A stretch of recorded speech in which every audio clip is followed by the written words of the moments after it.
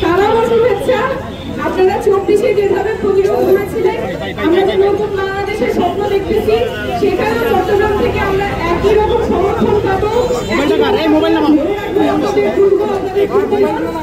আমরা আজকে আপনাদের সাথে কথা বলতে আসছি, আমরা নতুন বাংলাদেশ কেমন চাই, কেমন সংস্কার চাই, নতুন সংবিধান কেমন চাই, যাতে বাংলাদেশটা শুধুমাত্র যারা ক্ষমতায় আছে তাদের না হয়, বাংলাদেশের জনগণের হয়।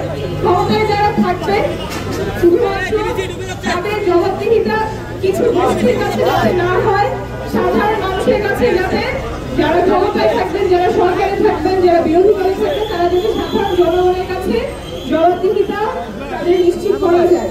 সেই রকম একটা বাংলাদেশ আমরা চাই, যেখানে পুলিশ যদি অন্যায় করে জনসাধারণ তার ন্যায্য বিচার পাবে, কোন অর্থের অভাবে যাতে কেউ চিকিৎসা থেকে বঞ্চিত না হয়, শিক্ষায় সবাই শিক্ষিত হয়, এবং আমাদের যে ধরনের চাকরির প্রয়োজন, যে ধরনের এমপ্লয়মেন্টের প্রয়োজন, সেগুলো যাতে আমাদের নতুন বাংলাদেশে নিশ্চিত হয়।